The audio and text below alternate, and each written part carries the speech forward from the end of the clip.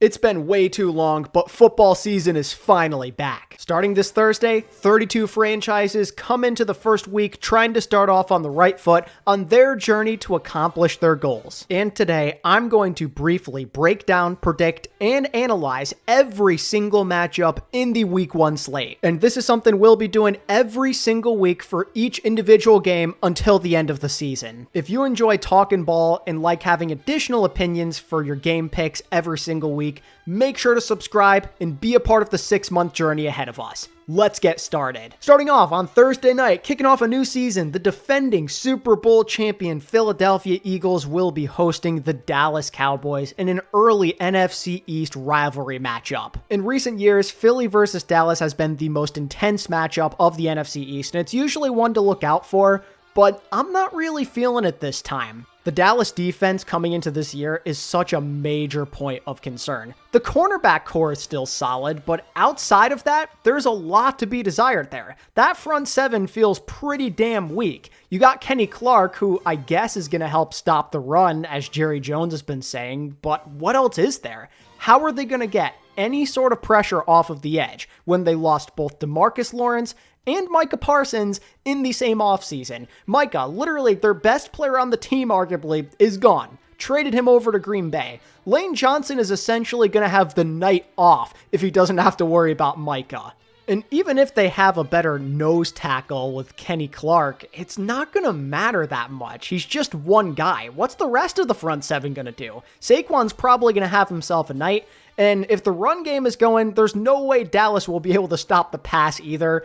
Philly are probably going to dominate this one. I think Dallas should come in demoralized after losing Micah all of a sudden when everyone just wanted him to get paid, but Jerry refused to do it. And between that and Philly clearly still being very hungry and staying humble after winning the Super Bowl, I think they're going to win this one by multiple scores, and it won't be particularly close. I think Dallas are not a great team, and we're going to see that very early on. And then we continue the tradition of having opening week Friday night football when the Chiefs play the Chargers. Another big divisional rivalry right off the bat to start the year. This is a game that could, of course, come down to the wire. They usually do. Like 90% of the time, the Chiefs and Chargers play really intense matches. But the Chargers usually come out on the losing end of things. Justin Herbert in his career against Kansas City is 2-7, and the last time he beat Kansas City was September 26th, 2021. It's been 4 whole years almost since the Chargers have beaten the Chiefs. And unfortunately, this isn't even a real home game. The Chargers are the quote-unquote home team, but they're not even in their home building. Just going off of recent history, a lot of trends would tell you this game would go exactly how you think, where the Chiefs end up pulling it out in the end. It's a close back and forth, maybe more so on the low scoring end, but the Chiefs find a way, as they always seem to do, and that's what I'm doing. I'm picking Kansas City because the Chargers just don't have a good track record against Mahomes and KC. I have some optimism that maybe the Chargers' run game gives KC a lot of trouble, especially with rookie Marion Hampton, who I'm a pretty big fan of. That Jim Harbaugh run-it-down-your-throat approach is never an easy thing to stop, but KC did it twice last year in heartbreaking fashion, so I suspect we'll see much of the same. And it's really hard to bet against KC on opening day, especially after coming off of a loss in the Super Bowl. Pat Mahomes is going to come out pissed, and they'll find a way to win the game. Chargers are unfortunately cursed against KC, and that's that. Now for the Sunday slate, and we're going to start with the Atlanta Falcons versus the Tampa Bay Buccaneers. This is a very tough one to call. The NFC South is a shit show. These guys love to split with each other. It's week 1, a fresh start. Anything can happen at the beginning of the year. Very difficult game to judge here. Atlanta are in a pretty exciting spot right now, I'd say. Michael Penix can actually be the full-time starter right off the bat. Maybe he showed some progression during the offseason as well to give you some more optimism about the situation. When he did take over for Atlanta, they started to score a lot of points, and there's reason to believe that they could put up a lot on Tampa, which is a decent defense, but I wouldn't say elite either. You've got to look out for Bijan Robinson as well. He could be a big threat in this game. Statistically, he has been amazing with Michael Penix as the quarterback. If he can get around big old Vita Vea, he could be in for a massive game here. Not to mention the Falcons. I mean, it was with Kirk Cousins technically, but still went 2-0 against Tampa Bay last year, so they've kind of had their number recently. A lot of indicators would tell you that the Tampa Bay Buccaneers should lose this game. And that's exactly why I'm picking them to win instead. I think that things are going a little too smoothly for Atlanta right now. Typically, they end up regressing or showing inconsistencies. It's been that way for a long time now. Tampa, I trust Baker more. He has owned this division. He's won it multiple times in a row since becoming the starter here. And I just trust him more in a big game than Michael Penix. I'm still not totally convinced he is the guy based off of a couple of decent games that he had in his rookie season. Baker's the more proven veteran, and he's the guy I expect to get the job done in the clutch. I trust Tampa more. I think they're overdue for a win against Atlanta, so I'm going Tampa Bay. Next up, the Bengals play at the Cleveland Browns, and this is a bit of a trap game. It really shouldn't be, but there's a lot of reasons why that is. First and foremost, it's a divisional game. Those are always scary, but also the Bengals have a tendency to play really bad to start the year. That's been the trend the last couple of seasons. And while they do have maybe the most explosive offense in the NFL, their defense genuinely might be number 32. And that could give Cleveland a chance to hang around if this ends up being a high-scoring game. Old man Joe Flacco has nothing to write home about, but he's shown he does have a little bit of juice here and there on Indy and on Cleveland a couple of years ago as well. He could still be a competent thrower of the rock, especially against a Swiss cheese Bengals defense. I'm a little worried that this game could slip away from Cincy. A lot of things would tell you that could very well be the case, but Cleveland are really, really bad. Like, I'd say even worse than what the Patriots were last year in week 1. They're a mess with the QB situation and generally lack talent offensively. So I feel like the Bengals will outpace them and win this game. The Browns D-line is a little scary. I'm hoping the Bengals O-line can hold up, but I trust Joe Burrow to go out and get a win. He's got to snap this week 1 cold streak eventually, and this feels like the time. The Bengals are just a better team. They are way better, and they should win this game. Next up is the Miami Dolphins versus the Indianapolis Colts. If I'm being honest with you, I'm not the biggest fan of the Dolphins. I think they're going to be a mediocre at best team, and there's a chance they may not even get second in their division this season, but I'm also a way less bigger fan of the Indianapolis Colts, who I think will be one of the worst teams in the NFL because of their quarterback situation. The quarterback they drafted in the first round has been benched for Daniel Jones. That's all you really need to know about their situation. Danny Derps is not a starting caliber quarterback. He is horrible, and you will see that in the results. The Colts will not be a good football team because they don't have anyone to play quarterback. Now, the Miami Dolphins, they don't have the best defense, and Daniel Jones can occasionally make a good throw or two, so maybe he puts up a couple of scores, but that Dolphins offense is so much more explosive. They've got a healthy Tua. Tyreek and Jalen Waddle are still there. You've got an array of running backs. You even brought back Darren Waller from the dead. The Dolphins are just going to win this game. The Colts are so bad. I don't have high expectations for Miami, but they can definitely handle the trashy Colts. Then there's a more interesting one between the Carolina Panthers and the Jacksonville Jaguars. This one is kind of tough to say. It all depends on how much hype you're putting into another season of Bryce Young. He had a really good end to last year, so there's reason to believe, especially with Tet McMillan at his disposal, that he can progress even further. But we're going to have to see. It's not worth putting all of our hype into him because of a couple of good, meaningless games that didn't really help in a situation where there was no pressure on him or the Panthers. This is their first real challenge to start on the right foot and become less of a joke. The Jaguars are very beatable. I am not a big fan of their secondary at all. There's a chance that Bryce Young could dot these guys up. But I also think the Jaguars were not nearly as bad as their record indicated last year, and I think now that they're fully healthy, that they should straight up just be a better team than the Carolina Panthers. Even though the Panthers got some more weapons offensively, so did the Jags, picking up Travis Hunter in the draft, trading up to get him second overall. Him and Brian Thomas could be a crazy duo. Trevor Lawrence could have a field day. I'm not the biggest fan of him or anything, but I think he could be in for a really good game here. As much as I have ragged on the Jaguar secondary, the Panthers may be a way worse defense as a whole compared to what Jacksonville have. They don't have a lot of big playmakers on that side of the football, so I don't think there's that much for Trevor Lawrence to worry about. He'll probably have enough time to throw, and I think he's going to do enough to get the Jaguars back on the board with an opening day W. If they can clean up their execution, I'm expecting them to win more close games compared to last year. They were in a lot of games, but they could just never finish them. I think they will this time, at least in this one. The Panthers and the Jags will put up a lot of points, but I I think the Jags are more due to get a stop and start off on the right foot, so give me Jacksonville. Then to continue on the trend of pretty interesting week 1 games, shout out to the NFL for giving us a good first week schedule. You've got the New England Patriots versus the Vegas Raiders. Both teams kind of are off to a new beginning here. Both have new head coaches. Raiders have a new quarterback in Geno, which looks like a big upgrade on paper. They drafted Ashton Genty as well. Meanwhile, the Patriots, they got Stephon Diggs, so more help in the wide receiver room. They drafted an O-line. They have a really sick secondary now as well. Both of these teams are facing a good litmus test to start off the season. Generally, people will say Patriots are a better football team, and I would probably agree. They've been receiving a lot of hype this offseason. They've got a reasonably easy schedule. Some people think maybe even like double-digit wins is possible, but they haven't actually proved anything yet, so maybe a little overhyped. Not to mention Drake May still has something to prove as well, so I wouldn't say the Patriots dominate this game or anything. It will be close. The Raiders have been missing a competent QB for a long time, and it feels like with that, they can be a lot more dangerous. That run game is going to be dynamic with Ashton Genty. This is going to be a tough one. It'll be a chess match between two really good coaches in Mike Vrabel and Pete Carroll, but I am going to pick the Pats to win this one. They're at home, and their defense just leaves a lot more on the table compared to the Raiders, who just have nothing there. I think the Patriots will get the stops and or find the clutch score at the end of the game if it comes down to it. That secondary may force Geno to make some mistakes. Mike Vrabel is a good defensive-minded head coach, so I think with a better guy operating the control center, so to speak, that the Pats will play better. I am picking the Pats to win.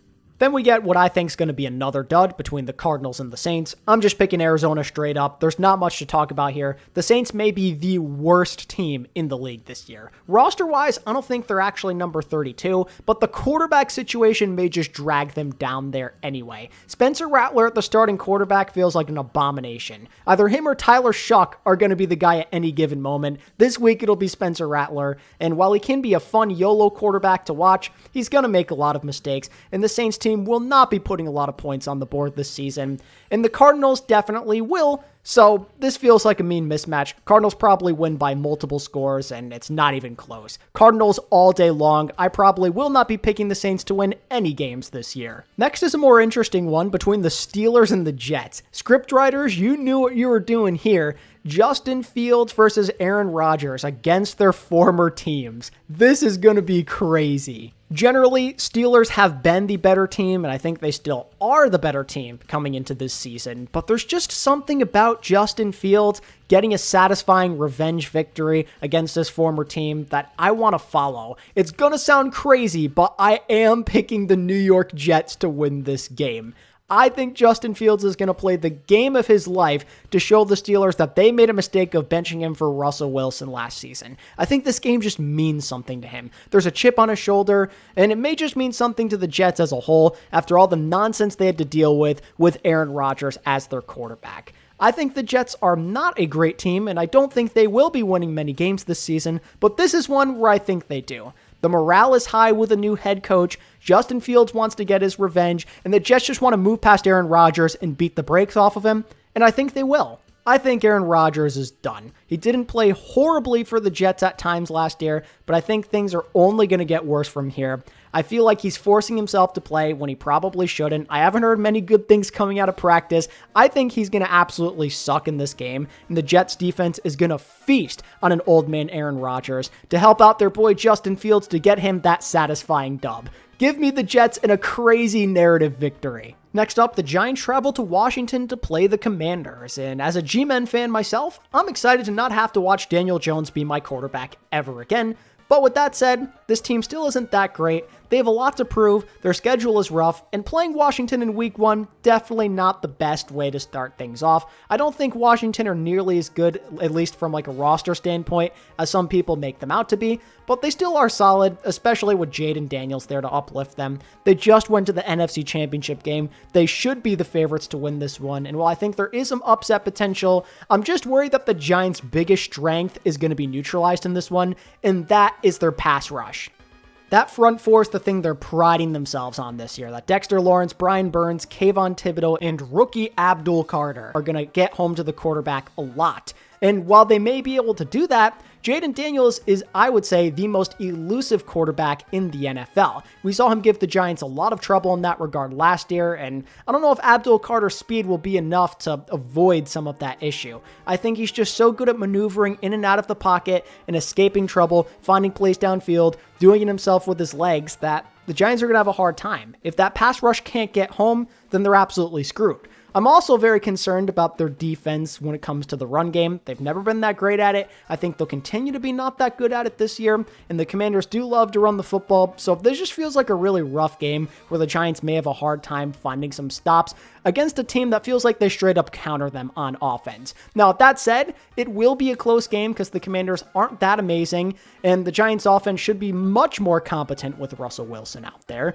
and the Commanders secondary is not that good, but Commanders should be able to win as the better team. They'll probably do what they did the last couple of times where they end up winning it in the end with a clutch score and then the Giants can't come back. That's kind of how I see it going again. Giants probably cover the spread or something like that to everyone's surprise, but I don't think they'll be winning this game.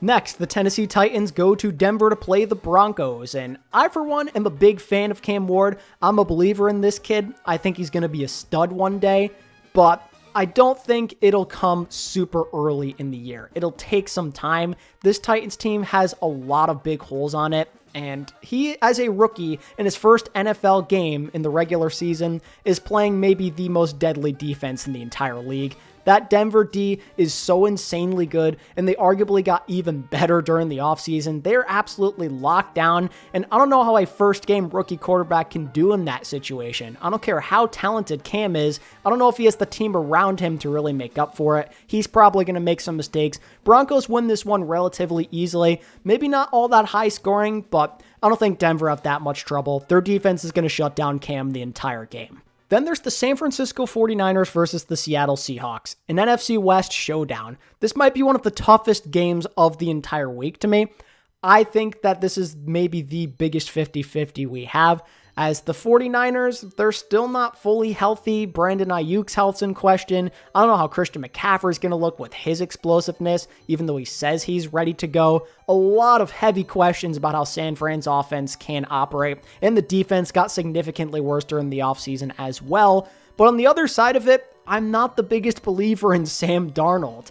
Yes, he did just have a good season on the Vikings, but he also just played with a very quarterback-friendly head coach in an offense that is designed to have somebody like him be successful with all those weapons. Now he's playing on a worse Seattle team with less wide receivers. There's no Jetta to bail him out, and the O-line is way worse than what he had in Minnesota. I feel like the Sam Darnold hype has gotten a little too out of control. I think he's going to be a lot worse on Seattle, and this will end up being a failure. Maybe it won't happen right away, but I'm of the belief he will struggle on this team. Seattle defensively are very strong, and they'll get some stops in this game, but Brock Purdy is a lot more trustworthy. He's already accomplished more in his career, and I think with just a slightly more healthy team that he's going to get the job done and win a close game by one possession here. Give me the 49ers for the simple fact that they don't have Sam Darnold. Next up, the Green Bay Packers versus the Detroit Lions. Now this could be a good rivalry game. Green Bay, they've got to be feeling mad hyped right now. They finally drafted a wide receiver in the first round, and they just traded for Micah Parsons. Detroit just a week ago didn't have to worry about Micah. Now all of a sudden, they've got a game plan for him as well. Green Bay have a pretty nasty pass rush going on over there. That defense could be a problem this season. Vibes are extraordinarily high out there in Green Bay, and I'm sure they're extra motivated to go out there and beat Detroit and start off on the right foot this season. But will any of it really matter? Will Micah only being on this team for a week be able to make a difference? Is the wide receiver situation really that much better compared to what it was before? And can we really trust the Packers to beat an actual contender? Last year, that was not the case at all. They were horrible against top-level, above 500 competition, and I still don't know if I trust Jordan Love to make it happen. The Lions are healthy now. They couldn't even beat an unhealthy Lions team. The Lions, on the other hand, have won a lot of big games in recent memory. And I just trust them more to not make a big mistake, unlike Jordan Love, who just has a tendency to do that. I still don't love him, no pun intended, as like a true elite contender at the quarterback position. Until the Packers show to me that they can make it happen against a rival like this, I'm not going to pick them. I am going with the Lions to win this game as a rejuvenated, fully healthy team. And to close out the 4 p.m. games, the Rams take on the Texans. Another really tough game to call here. It honestly depends on Matt Stafford and where he's at. We've heard a lot of issues about his back during the offseason. Recently, he did return to practice, but we don't know if he's truly ready to go. We don't know the true severity of that injury, and that could play a big factor. If he struggles with his mechanics and he's clearly not comfortable out there, the Texans are going to win this game. We don't know any of that for sure, though. So that's why I think, on paper, just assuming that everything is normal and that Matt Stafford can play, that the Rams are going to be the ones to win this game.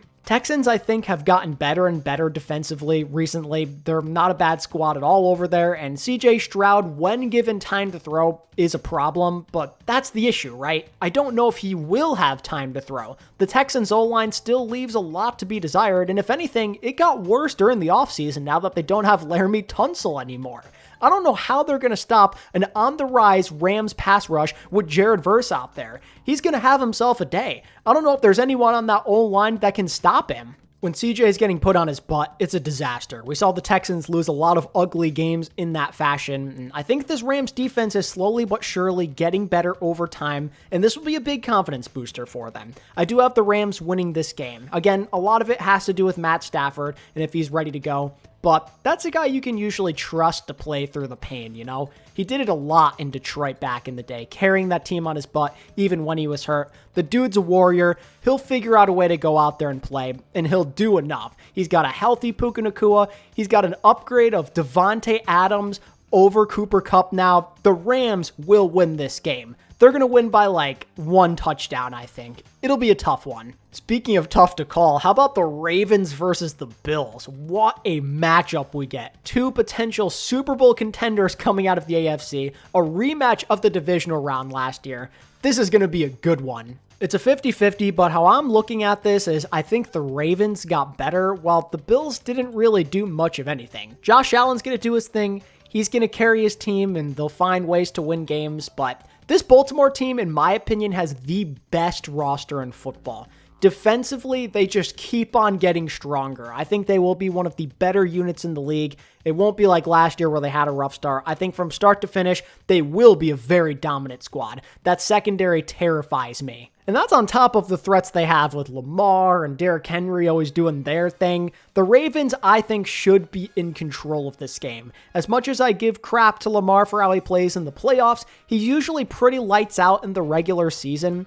And I expect him and this revitalized team to play better than Buffalo. It'll be a close game for sure, but I think the Ravens are the better team, and this one just means a bit more to them, so they'll find a way to win. And finally, on Monday night, the Bears take on the Vikings. Very interesting start to the season for both sides here. The Vikings finally have their first-round draft pick J.J. McCarthy being the starting quarterback of this team. A lot of pressure on him to deliver. Meanwhile, the Bears have a new head coach. Ben Johnson is there to hopefully unlock this offense and make this Bears team feel like a legit team. It's not going to be easy, though. Caleb Williams has a lot to prove, and he's playing against a very aggressive defense. You know what Brian Flores likes to do. He is very blitz-heavy, and Caleb's going to be feeling the pressure all night long. Thankfully, his O-line has been upgraded significantly, and Ben Johnson does have a history of success with his offensive game plans against this Brian Flores-led defense.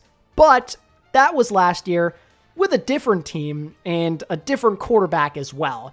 They have someone who's a lot less proven for him to work with now, and that does scare me off a little bit from having confidence in Chicago. However, luckily for the Bears, their opponents are also in a similar situation. J.J. McCarthy's playing his first real NFL game, and the Bears defense is pretty formidable itself. He could definitely struggle. I'm not the biggest fan of J.J. McCarthy personally. I think he was in a very, very easy system in Michigan where he didn't have to pass the ball all that much, but maybe under the quarterback whisperer, he'll be able to get it done, you know? Kevin O'Connell is excellent at getting the most out of all of his quarterbacks. He has a great track record there, and this is his guy. This is who he drafted. This is who he wanted to coach. So I wouldn't doubt it if he designs a good enough game plan to get this kid comfortable and to slowly grow his confidence to make some big throws in this game to edge out a close win. This is an extremely difficult game to predict. Do you buy into the hype of Ben Johnson? Is he going to transform this team? Is he going to get the most out of Caleb? Or will there be a transition period where it takes some time? And what about with the Vikings? Do you believe in J.J. McCarthy, or do you think he sucks? Not an easy choice to make, but I think I'm gonna pick the Vikings to win a really close game here. They are on the road, but the Bears, there's just something about them. Their track record is nowhere near as consistent as the Vikings. We always go into these off seasons feeling like there's reason to believe in them, like there's hype, just for them to be letdowns pretty early on, while the Vikings usually maintain consistency and have these good openers. Plus, Caleb Williams, there's still a lot for him to prove, and he has a way more erratic play style compared to J.J. McCarthy that sometimes gets him into trouble. He takes bad sacks, sometimes he does throw a bad pick here and there, and I think the Vikings will just wait for that mistake to happen, and they'll get the dub. J.J. McCarthy, I don't love him as a prospect, but he's a lot more conservative and smart with making the right decision with the football, and I think that'll be enough. Give me the Vikings by a field goal, let's say 23-20 Minnesota to close out the week. And that's going to do it for my first week of predictions. I'm expecting things to go terribly wrong. That's usually how it goes in the first week, but we'll see what happens. Let me know what you think down in the comments section. Leave your own preds as well, and let me know what your best bets are. I'd love to hear them. And if you enjoyed the video, be sure to give it a like and subscribe for more weekly NFL content.